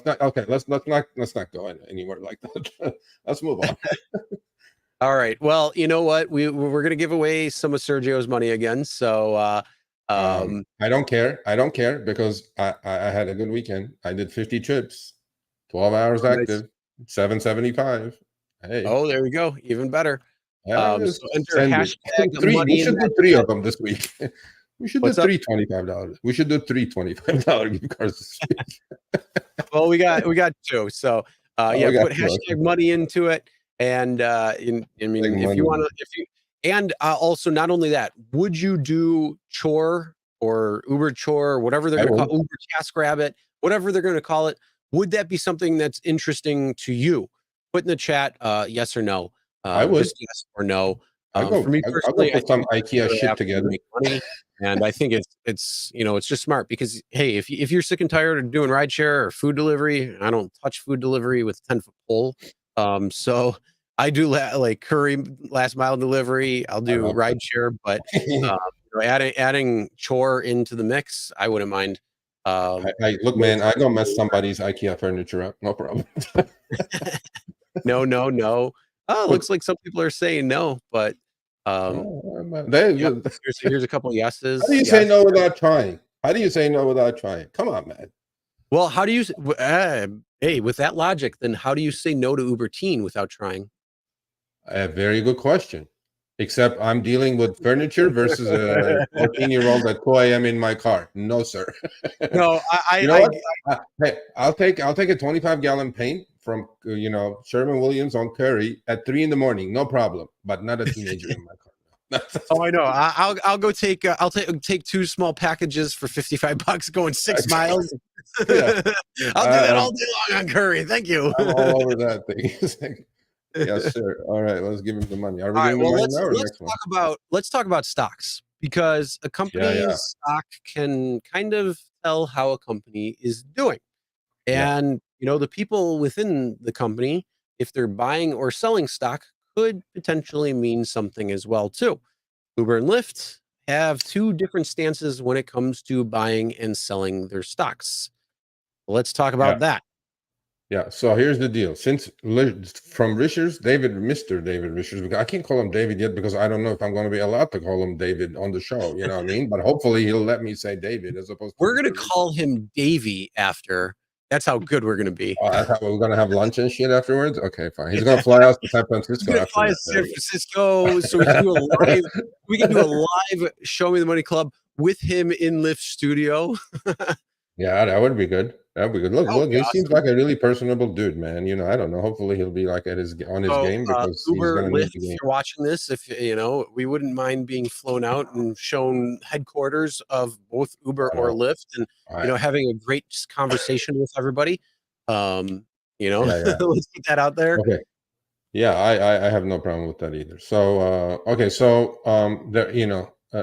this is not financial advice, okay? However, if you look at the first day that David Risher was in charge at Lyft to today, stock is up close to 25%. Okay, it was like 9 and change, now it's about 11 and change. Now, that doesn't mean anything because tomorrow it could go right back down to what it was. However, there are certain things I've learned on Wall Street over the last, 35, 40 years now, is that when an insider of a company, and this is not inside information, they don't have anything, that they could announce. However, when an insider, such as a CEO or a CFO, which know the books and the flow of business within the company, they're, often invest or divest their holdings of stock. Okay, period. So Mr. Vischer and a board member bought $1 million worth of stock recently in the company, in Lyft shares, common shares. This is not preferred shares. This is not bonds. This is straight up equity. Now he bought it at $11 a share, 1.1 million, and the other gentleman did the same thing. He's a board member. He bought 1 million shares as well.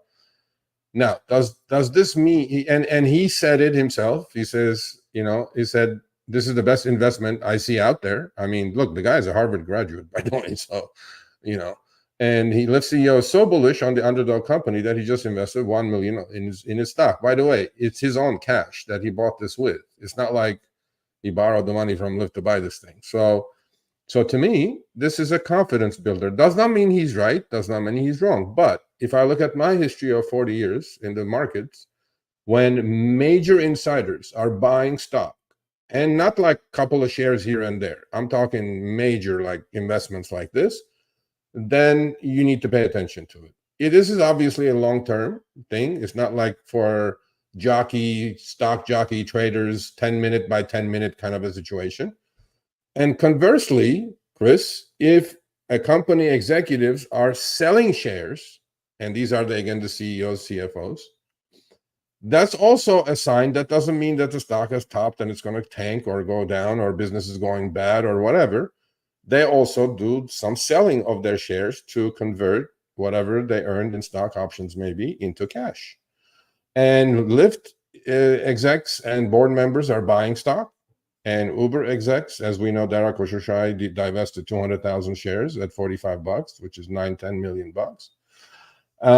Same thing is happening now with the Uber CFO, who's parting in January. He quit being Uber CFO, and he's selling his shares as well. So we have two diametrically opposed things happening here. The Lyft insiders are believing the company is ripe for a turnaround, and they're going to do well. Now, Uber side doesn't mean the company is not going to do well. They're just divesting maybe, which I don't know the particulars. But when a CEO and an insider is buying stock, you need to pay attention.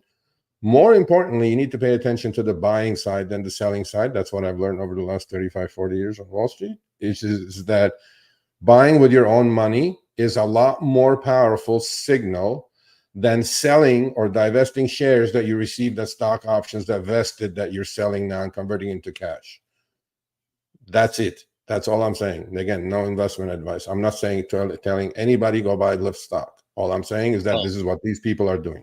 So it's always do your due diligence when it comes to any type of investment. But I'm gonna look at it. If I see Nancy Pelosi going into this in Lyft stock or putting options on it, then I'm gonna look at it because she's doing better them are doing better than Warren Buffett and all these other characters. So yeah, but I'm not sure when it comes down to it. Either way, it's interesting to see how each are approaching it. And yeah, as you said, when it comes to selling of a stock, that doesn't mean anything. That just means that you're looking at getting your money out or part of your money out because you bought into it. It's like any other investor. You're not going to go down with the sinking ship. You're going to do what you want to do. You're going to buy where you want to buy and then sell where you want to sell. And if it makes financial sense to you, if you get out ahead, then that's good. So yeah, I mean, sometimes you want to pay attention to it, especially if there's multiple people who are, selling off and you see more people selling off and then you get a whole sell-off going. That triggers something different. But, if you see one or two people, when it comes to getting rid of stuff like Uber stock, it doesn't necessarily mean that it's going to go down, but when you're looking at the two versus each other, you might want to look at Lyft a little bit more. Again, not financial advice. Always do your due diligence. Yeah, we're sponsored by Lyft. We get paid by them. Of course we do. Yeah, Every all the time we take time. a ride. Every week I get a Time we paycheck. take a ride. VK, you must be new Right. to the channel. Welcome to the channel, buddy. Welcome. Yep. You must be new to what we do here, but that's okay. Yep. Yeah, Better yeah, cash out. I could yeah. just transfer my wealth. Yeah. I could just, hey, I bought low when it came from Uber, and I might be looking at Lyft, so we'll see what happens. I don't have any stock investment with dog them now. shit before Lyft. Okay. All right. It's an opinion. You don't have to invest in anything just because you don't like it. You just look at it as an investment. You don't have to like the company. There are a lot of companies out there that I don't like what they do ethically, shady shit and whatever, but money is money. You know what I'm saying? You can buy their shares as much as he can buy their shares. So that's it. Yep. All right. Let's do the giveaway now. Money. What was it? Money? Was it Money. Money. Yeah.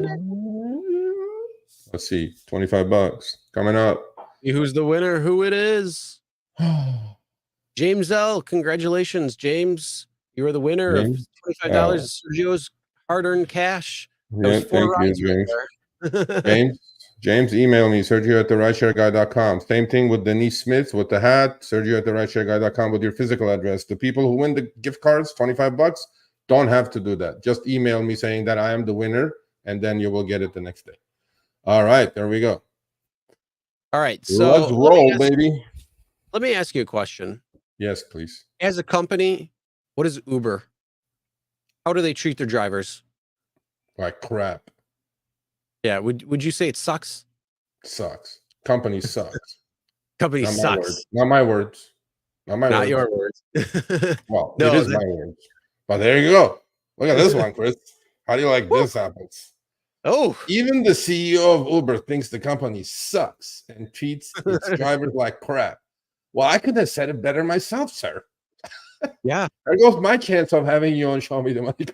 No, you know what? I think that's a perfect opportunity to build a bridge to say, Uber, we offer you the ability to come on the show and talk to drivers who have been driving a lot longer than a day and can tell you some of the issues that drivers are facing and work together to try to make it better. So you don't have to say your company sucks and treats its drivers like crap.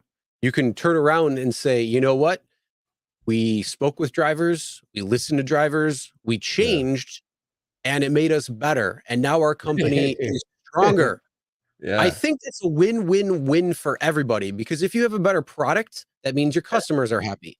If your drivers are getting better treated, they're happy because they're probably making more money. They're happier overall. And then the company will be happier because you have happy customers and you have happy drivers. So the company will be better overall. So I'm just saying. Yeah, but you know what? That was a good comment there. So WeZoom says, well, because he thinks company treats drivers like crap, that's because he spent a single day behind the wheel. And then WeZoom says, well, let him do 30 days and then he'll really figure out what kind of crap he's talking about. So yeah, sir, with due respect, we would love to have you on. Obviously, it'll be like great, but one day is not enough. You cannot be messy in one day. And people who love soccer know what I'm talking about. It takes a lifetime. And come talk to us a little bit about what we need to fix. But long story short, he thinks it's horrible. And specifically, by the way, this was about a delivery because he couldn't find the apartment. He was doing deliveries. He couldn't find the apartment that he was going to deliver, and app was shit, and it was glitchy, and this and that. Yeah, bro. So I'm going welcome to the club. So go do it for like 30 days now, like WeZoom says, and then come back and let's see if it's less than crap or better than crap. I'm saying I think it'll be somewhere in there. I don't know. I think the crap is going to get a little bit stinkier, but crap, as T says, crap is crap. Yeah, and then so he after he drove a single day. So, but imagine if you can figure out in a single day how shitty the stuff is, that means he had enough in a single day, so he quit doing it. In fact, he once hosted an all-hands presentation for Uber staff titled "Why We Suck," I'm going like, yeah, I would have loved to be a fly on that wall. And Yeah. in which he My detailed question is, what is lack it of doing to quality change it? in the product. I was like, yeah. So, Mr. Koshoshai, there's a lot to be fixed. Seriously, there's a lot to be fixed. I know. You guys listen. So imagine from a veteran of 7.5 years what they think, if it sucks or it doesn't suck. So yeah, I mean, if hopefully, right? What do you think, Chris? You think things will get better or not? No, I doubt it. I doubt it. I But think there will be more of a small PR changes piece than anything else. yeah, that'll be more PR pumped. But I think Yeah. if you're looking for why we suck with a lack of quality detailed, I think you need to get more well-rounded from drivers who actually have been on the road for a little bit longer than one day, just because they're going to have a lot more knowledge when it comes to it. Hint, hint, nudge, nudge. Yeah. And like you said, I think this could be a good potential here for a bridge to be built on Yeah. the Uber side. So And if Uber, it ain't by Uber crew, you know what I'm saying? yeah, Yeah. I think Uber crew just needs to be dismantled, and Completely. you have literal sit downs with drivers. Again, if you'd like to fly us out to San Francisco, we can sit down, talk. We can do a live Show Me the Money Club from there. There you I go. just got a new laptop, so we can do it all from there, which is nice. But yeah, yeah. we definitely can help you make some real changes there. And again, instead of saying why we suck, why we're awesome, we can have that meeting instead. Well, I when as long as these PR pieces. Look, I'm looking at these are PR pieces. Here, Wall Street Journal had a PR piece on Derek Khosrowshahi because he was behind the wheel in his Tesla, driving a little bit here and there. Right? He figured out, I was so nervous not to, if I wasn't get a 5-star rating. Well, who cares, bro? It's just this last 500. Go do 500 trips. That 1 star you're gonna get from a passenger is meaningless to you. However, these PR, look, man, I don't blame these journalists, right? They get a chance to sit down with the CEO of Uber. They're going to sit down and say whatever he says. And here you go. I mean, it's like I think to me, yeah, he says, like in the last 2 paragraphs, he showed me literally that we as a company culturally we're very much focused on the rider and the eater product because we used it ourselves. You remember I wrote an article about this, people. I said these people, these CEOs, C-suites, executives, everybody, heads of departments, what they need to do is they use the product as a consumer, but they never get their hands dirty and do the dirty work that we do. Yep. So here he agrees with that. He goes, Khosrowshahi said, because we used it as ourselves, but we didn't take pride in the driver product. Not, even here, he's like insulting the driver, right? He goes, in the driver product. We're not product. We're not earners. We're people. In the driver product, because very few of us drove. No shit. Very few of you still drive. And you know what? Here's a challenge for you, Mr. Khosrowshahi. I welcome you to come down to LA, or I'll drive up to San Francisco with my car for you, and then we'll work. We'll do 150 trips in a week. Okay? As you know what? Sit in my car and we'll just do trips together. Let's see where we are. Okay. And then he's all about, we set that expectation. We started celebrating employees going out there and delivering, employees driving. He said, great. Show me the numbers. Show me the numbers. It should be mandatory that every executive, or at least every new hire, especially coders who wrote these evil algos and unleash on the drivers, should get out there and get some of their own medicine out there to see how badly these people are being treated with this upfront fares algo. Go out there and by the way, go rent a car. Don't get in your like $80,000 Tesla and do it. Go rent a car, or like a lot of drivers do. Go rent a Hertz rental. Go to get a Hertz rental. In your car. Yeah. Honestly, do it in your own car, because then you're going to see the people who decided to buy, something for either Lyft Lux or Uber Black, or they're looking at a comfort vehicle, and then all of a sudden now they can't drive on that platform because their car is quote unquote too old. Yeah, but yet they could take, more than likely they're taking pride in their vehicle, and it's going to look a hell of a lot better than somebody who may be driving for 6 months, who doesn't really care and doesn't really take care of their car, and it's starting to look like crap and starting to fall apart, and they just don't care. There's a huge difference here, and you can't just go buy the car itself. You have to go buy how the person keeps their car. When I had my 2013 Jeep, all the way up until I just replaced it in January. People were saying, "Oh, this is really nice. Is this newer?" It's like, no, it's still 10 years. Like it was 10 years old at that point. And they're like, "Holy crap, is it really?" And it's because I take care of my stuff. I keep it clean. I make sure that things are fixed. And 10 years, but it's still the same vehicle from 10 years ago to what it was to, when I had changed it. But that's the whole thing. It's like I take care of my stuff. I make sure of it. So should it still be qualifying for comfort, or should it still qualify for something? Or, if you have a nicer vehicle like a Lincoln Nav or something, still qualify for black, but because it's too old or something, no, take out that $80,000 car, go drive and drive Yeah. for UberX. Yeah. Tell me how it is after that. Absolutely. Go do 100 trips. Don't do like one day of driving bullshit, whatever, with a security detail. Go to the good parts of town, go to bad parts of town. Let's see what you got. And it should be mandatory. Every executive should do it, just to get and don't advertise it like this. Don't do PR, because it's whatever. I mean, it's great you're doing it.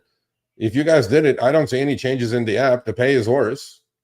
No, I think what the they app's should do, still glitchy. I mean, I don't see any change. What's the change? what I think they should do? They should make a promise to drivers saying, look, we are going to go out, we're going to start driving to see what's going on, or we're going to talk to drivers. And then every single month they put out an email to drivers. What did we learn from Uber as a company to help you as drivers? Look, man, that's the only way they can try to turn the ship around when it comes to drivers. Look, I think justifiably the drivers are not happy with a lot of things on the platforms, and look, I mean, honestly, what has changed over the last, I don't know, 8 years I've been on Uber and 7.5 on Lyft? What has changed? They started here, and now it's like. Other than that, everything is the same. I mean, unjust deactivations are still the same, or worse actually now because of AI. Support. Oh my freaking God. Support. What's lack of support, not support. That's worse. What else is there? What else changed? What has gotten better? I mean, seriously, no executive can come on here and say, everything is so much better now. I agree with one thing. App is a lot less glitchy. Because in 7-8 years ago, Uber app was a disaster. But now, due to technology, obviously, maybe it's less glitchy. But other than that, in the fundamental issues, what has changed? Not much. So anyway. The biggest thing was upfront fares and decoupling, time and distance, when that's pretty much what it's been going on since taxi cabs had started. So I still think that. But one of the things that these people need to do when they go out drive, they still need to get a dash camera, because you want to make sure that dash camera is on and recording everything you need. So in the event something bad happens, well, there you go. You have it on camera, and there you go. So we recommend the DisplayRide dash camera. Again, it goes right up to the cloud. It's $20 a month. If you use the code RSG20, you get 20% off. So it's, instead of $25, it's $20. So there's a lot of things there. So we do recommend DisplayRide dash camera. Absolutely, 100%. $20 a month. Best $20 you will spend ever in your life, period. So there you go. Yeah, I support it. I have one. I like it. Yeah. All right. So let's talk about, we talked about how he thinks that they suck, but let's talk about one of the things that does suck. And that is dealing with cancellation frustrations, how they're hitting an all-time high. Now we are switching from Uber to Lyft, because this is more a Lyft, but still, it doesn't matter. It's a frustration that drivers are complaining about and annoyed about. Okay, Lyft, I know you're watching today. I for sure know you're watching. So here's the deal.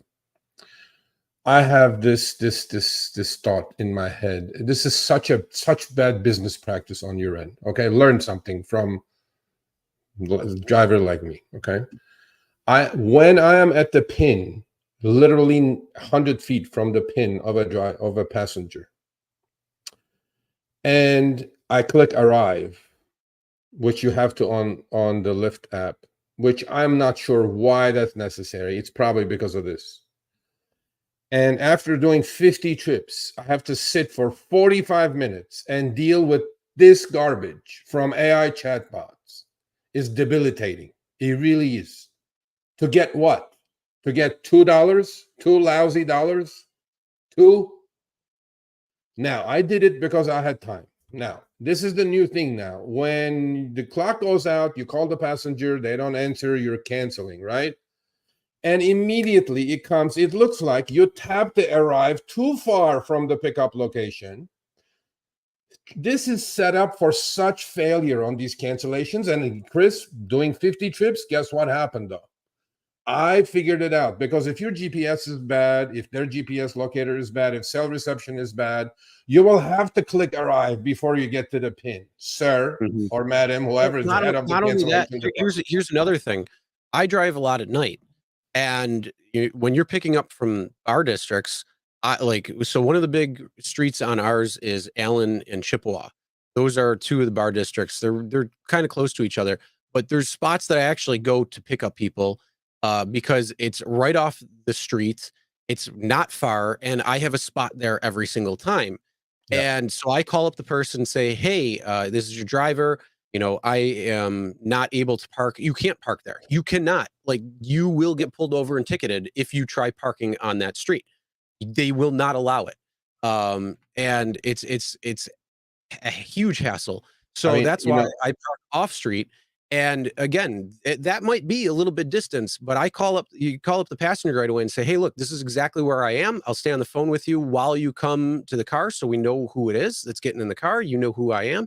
Yeah. And everything works. But that's, again, we're not going to be right next to the freaking pin, because we can't. Sometimes we can't. But what happens, Chris, is that I think this system is set up for the driver to fail and not get this lousy $2. Okay, I'm gonna make some business sense here in a minute. When the two sentences here says it looks like you tapped the arrive too early from the pickup location, the next sentence says try staying at the pickup pin until the wait time runs out. Well, if I know this now, do you honestly think I'm going to stay there? Because those two sentences is like the best oxymoron I've ever seen in my life. One says you tapped too early, that's why we're not going to pay you the $2 lousy cancellation fee. But try staying there for 5 minutes and call the passenger and cancel. You're not going to get the fee anyway. What kind of BS is this? But that's okay. Let's move on. Here it's, I'm sitting there furious now. Literally, I waited 10 minutes for this passenger, 10, because I'm trying to do a ride challenge, right? Even the shit I'm waiting for just to get my money. But this, after 10 minutes, I go screw this. I need to do trips. So I cancel. Of course, I don't get my $2. And the chatbots, Chris, are set up for you to fail.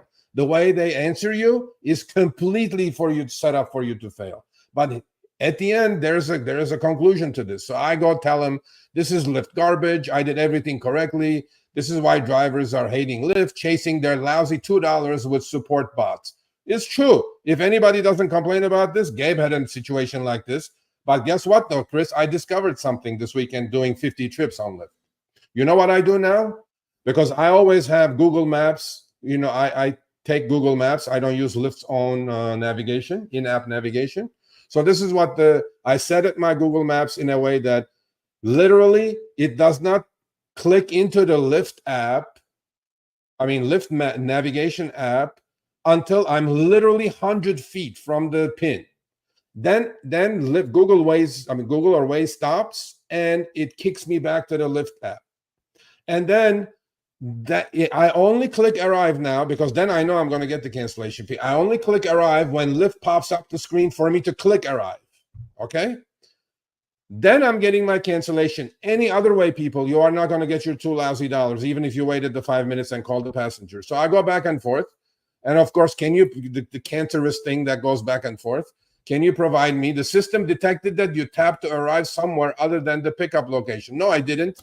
But if the system is so good to figure that out, maybe sometimes you shouldn't put the pin in the middle of Santa Monica Ocean, Pacific Ocean there once in a while, where, shit happens because your systems are not as accurate as you think they are.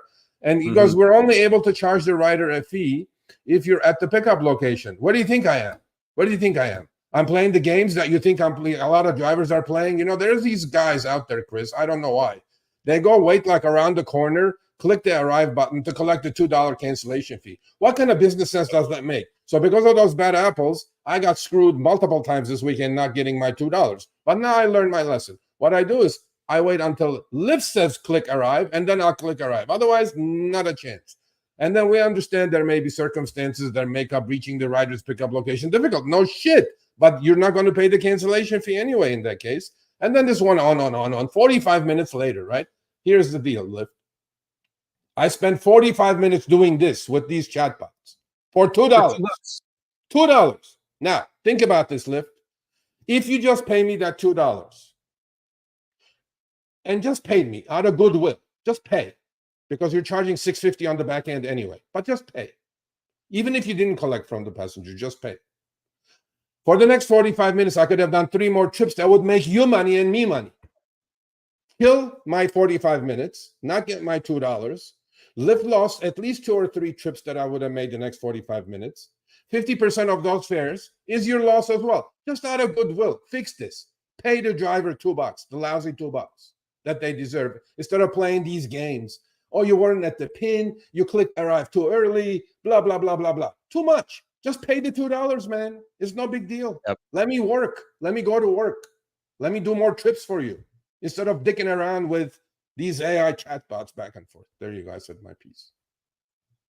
Yeah, no, I agree with you. It's the same thing. The other side of the coin too is, we have a couple of hospitals in the area, and they'll put the pin where they are ordering the ride, which is nowhere near where you can go. You have to go either to the parking lot, to one of the parking lots, either like the ER room or the employee entrance for a lot of the hospitals.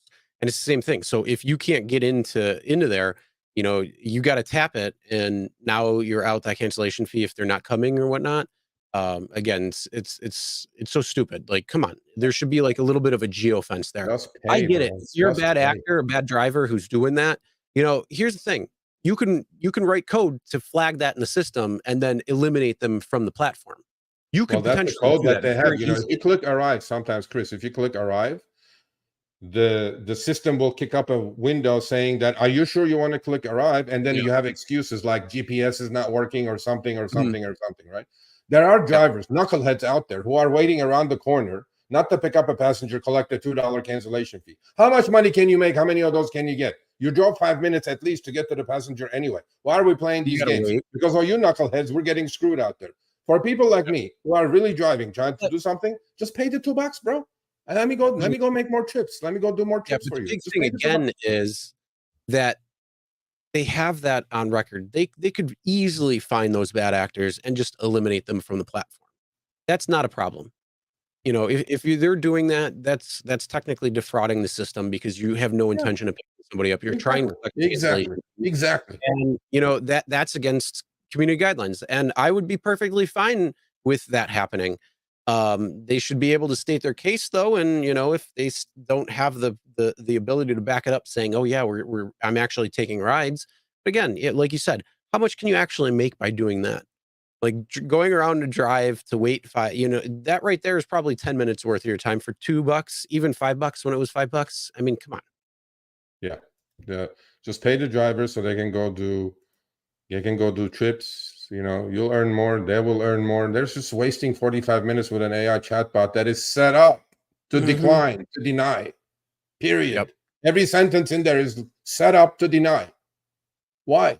What are you doing, by the way? You're pissing the driver off. They're going to go, screw you, I'm going to go to Uber now. You just lost a driver, potentially. Seriously, what's the point of this? Just pay the man the $2. Done. Let me go work. You know what I mean? That's it. All right. Well, speaking of money, let's give away some $25. And that way, that's worth what? That's worth a few cancellations right there. 12 and a half cancellations right there. So make sure you put in hashtag SMTMC in the chat. We're going to be wrapping up in a little bit. We got a couple more things going. So let's. You're a better man than me, Daniel. Better man than me, buddy. Better man than me. Anyway, so Chris, we did Roxy, Donnie. They became famous. 50 minutes of fame in the Wall Street Journal article we showed a couple of weeks ago, right?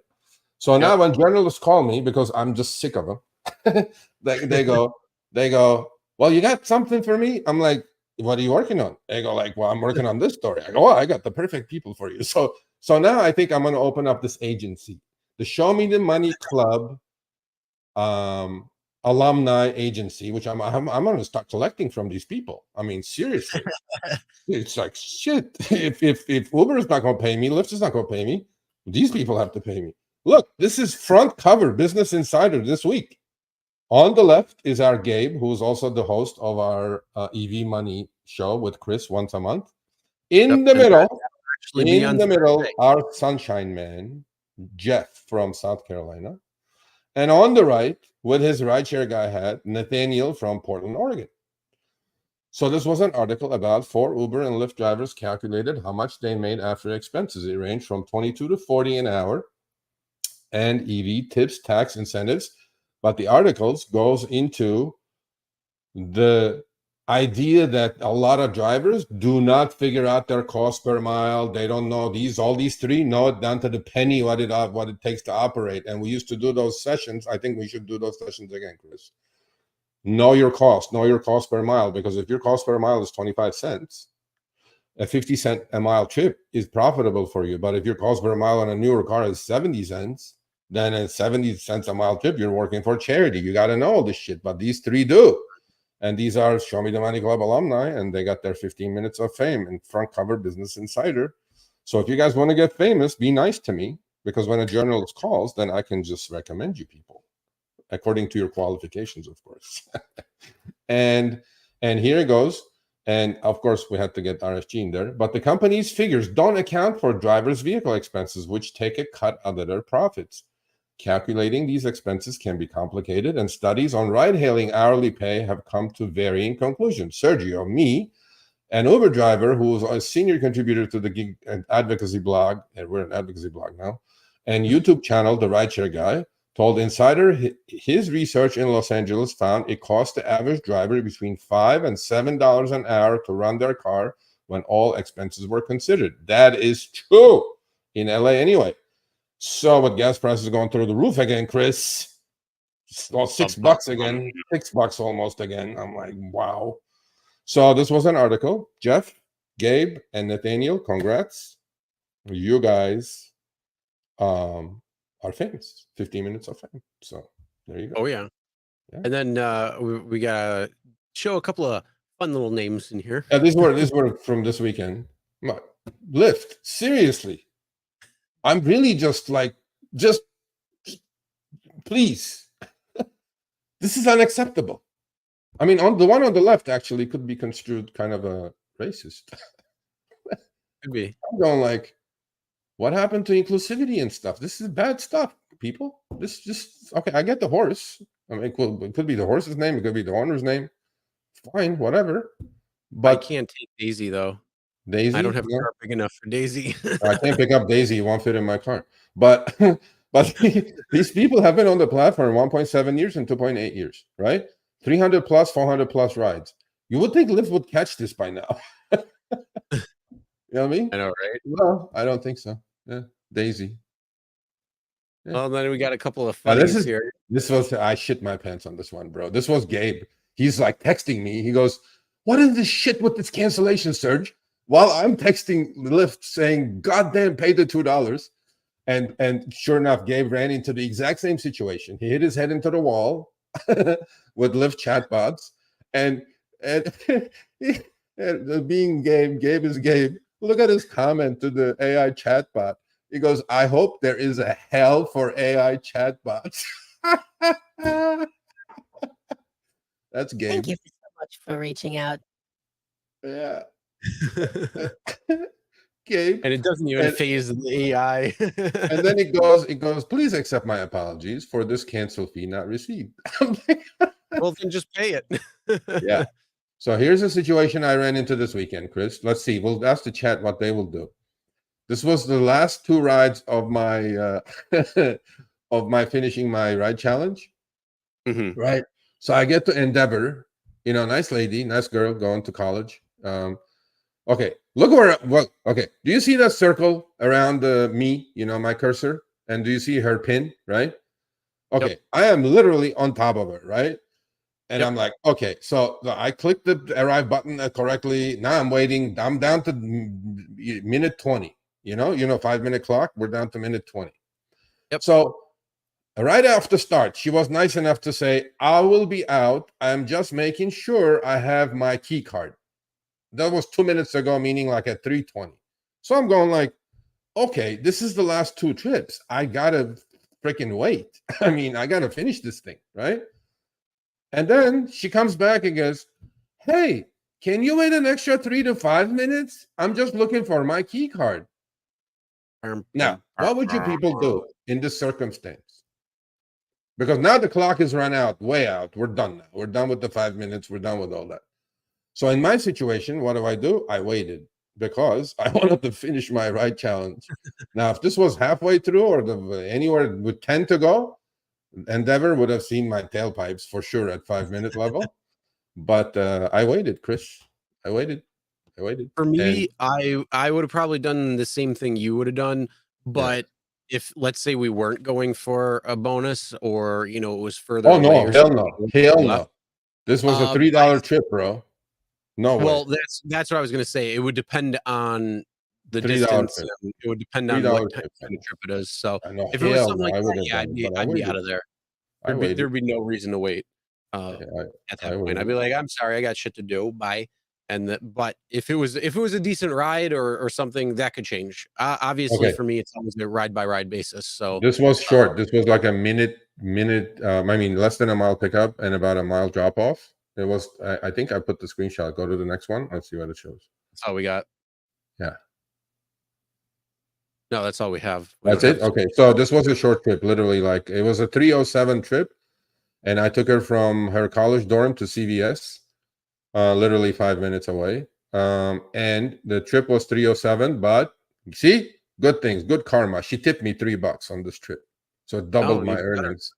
And so I didn't cancel on her, and I was nice to her, and I was like, okay. Plus, it was finishing my ride challenge because it had already $10 attached to it anyway. So I was like, okay, whatever. But yeah, man, it was interesting. I had a lot of findings. The cancellation thing I found out about. Actually 2 other things that we will talk about next week. Destination filter is garbage now. It's like it's got a half-hour timer. What happened to 90 minutes, Lyft? What's going on? Yeah. I know. Fix that. Fix it. Yeah. But all right. So we got a couple of announcements. First, we got EV Money on Thursday. So make sure you stay tuned for that. Also, that's with Gabe and myself. Gabe was the one who was highlighted in the Business Insider article just a couple moments ago. And then we have Money Hungry with Kim and Zach tomorrow. That's 8 p.m. Eastern, 5 p.m. Pacific. So you can check that out. I'm not sure who they have for a guest, but you can definitely check that out. Sergio, you got anything going on?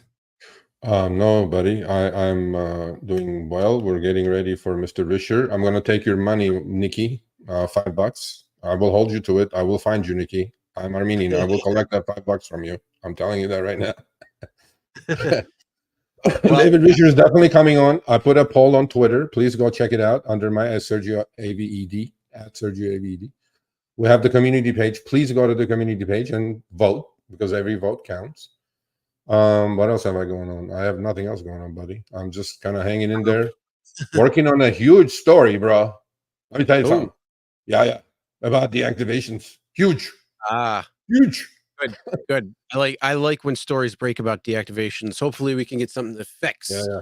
So either way, with Business Insider again, Nancy, much appreciated. Thank you. Oh, they like coming over, so that's cool. Yeah, they like it. They like always me, and appreciated. But yeah, make sure again. I'll be on Thursdays. EV Money with Gabe, myself. That'll be in the afternoon time. I forget what time that starts at. It's 3 p.m. Eastern, noon Pacific. So make sure you check that out. Also, if you enjoy pizza, I started a new series on my other channel. You gained weight already. What's up? What'd you say? You gained weight already, bro. No, I'm losing. I'm down 6 pounds. So nice try. By eating pizza? What the? No. I'm mostly carnivore, and I eat mostly carnivore and then a little bit like salad or vegetable every few days. So you're Jordan Peterson. Okay, I got you. All right. Yeah. All right. And then, I walk, I work out. So no, I'm losing weight. So I was at 210 at my highest, and now I just weighed myself earlier today. It's 196. So we're going in the right direction.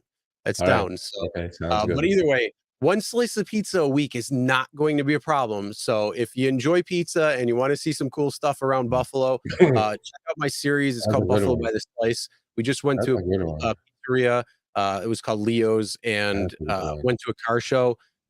Really nice car show. They do it every year, but there was a really crazy car there. It was a two-door car, and it had the Uber sticker right in the front. So go over there, check it out, and you'll laugh at the picture. And then also the sticker on the back was it was a DoorDash delivery sticker on the back of a keg. So it was pretty cool to see. That's right. He's the El Presidente. He's our El Presidente. See. Okay, so this is the second 25 of my dollars. Yep. Oh, Let's see who the winner is. Great. Craig. Congratulations, Craig. Craig. You know, Craig the Beth- fix is in, bro. I can swear Craig won before. I think Craig did win before. That lucky son of a. He's one of the Seattle lucky bastards. You know what, Craig? You shouldn't even be getting that 25. You should just send it back to us because you're making so much money up there. I don't even think you matter. I mean, $1.50 a mile and 64 cents a minute. I don't think you need 25, to be honest with you. But we'll send it to you anyway. But I will remember you now. So we will cut you off now. There is no more Craig. So if you win again, no more. There we go. Right there. That's pretty much my diet right there. Yeah, this is the new thing now, man. Yep. I don't know. I do, and I usually do a 24-hour fast. So not 24 hours, but 20 and 4. So I go without eating for about 20 hours, and then usually my window is about 4 hours. Not possible. Huh? Not possible. No, I don't. I usually don't eat until about anywhere from noon to 2. That's my first meal, and then my second meal is after that is around like anywhere between like 5 and 6. Oh, yeah, I can't do 20 and 4. I probably can do maybe 18-6 or something, or maybe 16-8. You can. I mean, I'll do every 4 hours of pizza. I'm gonna go eat now, buddy. You know what though? One of the episodes that I want to do, I want to get a few people together where we can see who can eat the most amount of pizza in one sitting, and go from there. So, because I can put down pizza pretty good, and I think I'm going to try to reach out to a couple of the Bills players and see if they'd be interested. Okay. I'd love to have a couple of linebackers on that show just to see how much they can put down, and then see if I can beat them. Happen. You got your fame, Michael. We're not going to respin, but we made a note of Craig Bethel. He's not going to win another 25. And Michael was on our Behind the Wheel series. He's a goddamn character. You guys should go check it out. Video out is on the channel. He goes, respin. No, not going to respin just because you said it. But yeah, man. 1189 Paris, that's where President McKinley was shot. That's actually part of it. There's like over 300 pizzerias. So there's plenty of points of interest that we're going to be going to. That is one of them because of the historical impact on that. But there's a lot coming up. The next one is actually at the Bills Stadium. So we're going to be touring the Bills Stadium a little bit on the field and some drone shots, and then the new stadium that they're building across the street. And that was one of the pizzerias that's literally right there. So that's the next episode coming out. Right. So head over to my other channel. It's Chris Pizza, PZA. So we can check that out and enjoy some pizza and some crazy ass shit. Hey, Sally, great idea. You know, why don't you write letters to the CEO? See, hoping you allow the whole 2 hours for it. Yeah, I know, but you know, these people, you know, they have time constraints and stuff. We're hoping 30 minutes is minimum. We know already, so hopefully we're extended a little bit. So I have to be on my toes on that one. The other question, you know what? Next week we don't have a guest, Chris. Before the big one. Next week we're going to open up this channel. You know, we shouldn't even have topics next week. We should just allow people to come on and talk shit all day. We could do that, but I think the biggest thing that we should do is if there's anything big that we do need to discuss, we'll have to get that out of the way first, and then we'll open it up. But yeah, I think we should open it up, see what people are interested and want to talk about and all that good stuff. Yeah. So there are certain things we can. Yeah. Next week, totally interactive, Chris. We're going to put up the link, and we're going to have people come on, and we'll do a few topics, and then we'll just have a good time before the big one. I think that's a good idea. Yeah. And then, yes, let everybody know 2 weeks, the 26th, 9/26. That is when David Risher will be on. And yeah, we're going to have an interesting conversation and hopefully a very productive conversation from that. And all the other announcements I just said 5 minutes ago, all are in that too. And check out my shorts every Sunday that are becoming really, not my shorts, my short videos. They're becoming very popular, by the way. We're not promoting your OnlyFans. No, not yet. No. Actually, that's not a bad idea. Side money, side hustle. Lastly, before we go, seriously, please go to the community page. Oh, Craig. Oh, Craig, I was messing with you, bro. Come on, bro. Well, hey, we take it. I appreciate it. But Yep. he knows he won like at least once before. So thank you, Yeah. Craig. Much appreciated. I also have a video with Craig on that was very popular, actually. He was on Behind the Wheel. He's talking about how demand has not died in Seattle because they have higher rates. The guy is still pulling his money down. You know what I mean? So, hey, yeah. I forgot what I was going to say completely now, but it's okay. Chris, let's go home. Take it home. All right.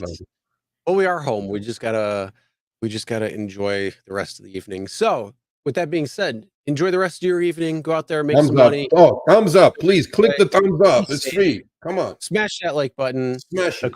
According to Gabe, you can't smash it. You got to click it. So click the like button. It don't matter. But we will see you guys next week for a much more interactive show. And Yes, yeah, again, have a great rest of your week.